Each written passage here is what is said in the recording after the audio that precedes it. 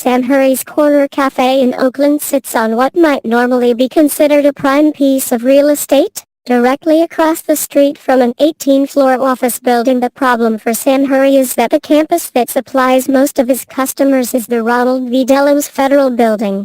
That means many of his lunchtime regulars have been furloughed by the partial government shutdown. Now in its second week there's nobody there, said Sam Hurry, whose City Cup Cafe employs 3 people. As the shutdown entered its 11th day on New Year's Day, there were signs the lapse was beginning to have an effect, not just on the hundreds of thousands of federal employees who have been furloughed or forced to work without pay, but also on the businesses and industries that rely on them. While the impact has been obscured by Christmas, when government offices were already scheduled to be closed, it may become more pronounced as much of the nation returns to work Wednesday.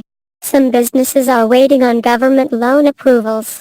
Others, located near federal buildings or national parks, are worried about losing their customer base. The shutdown began December 22 when President Donald Trump and congressional Democrats failed to reach an agreement over White House demands for as much as $5 billion in additional funding for a border wall.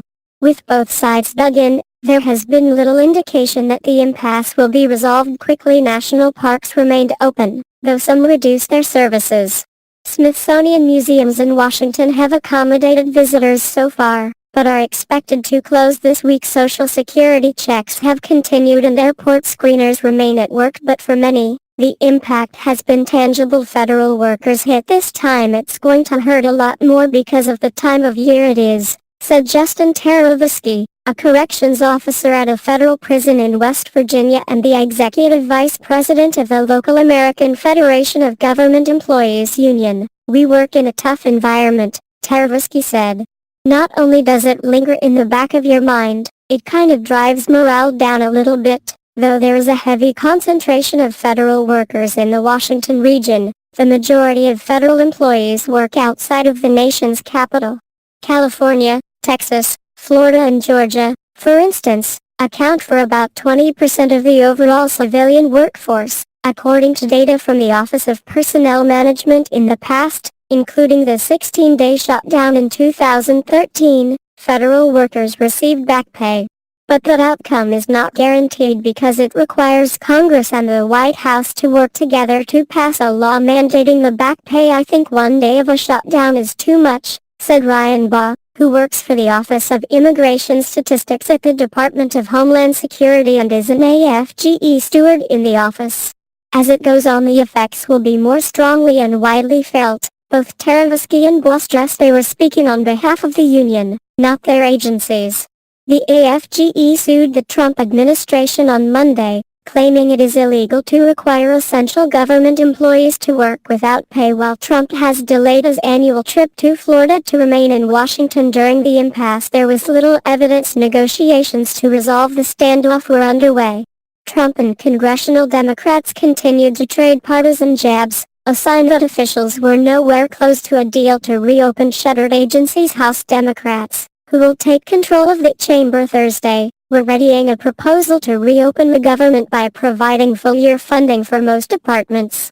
The proposal would fund the Department of Homeland Security through February 8, giving both sides additional time to strike a deal on border security. This legislation reopens government services, ensures workers get the paychecks they've earned, and restores certainty to the lives of the American people, House Democratic Leader Nancy Pelosi and Senate Democratic Leader Chuck Schumer said in a joint statement on Monday. It was not immediately clear if Trump would accept the proposal. Democrats, come back from vacation now and give us the votes necessary for border security, including the wall.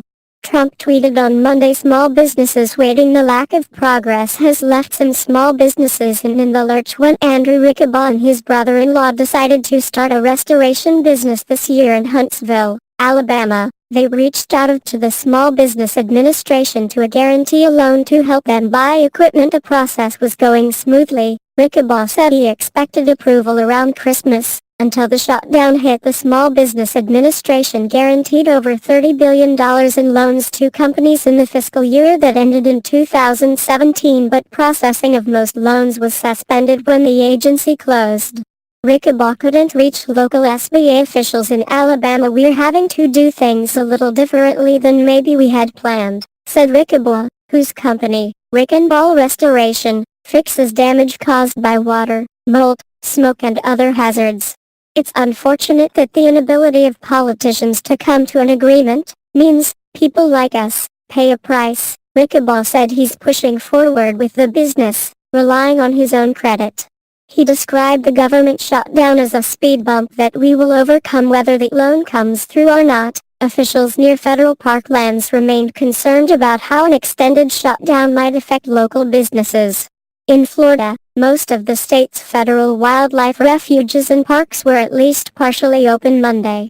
And that meant fishing and birding guides, as well as other services, were also open. For now, Everglades City Mayor Howie Grimm said keeping those businesses running is crucial to protecting his town. "If they would shut them down, that would hurt for sure," Grimm said.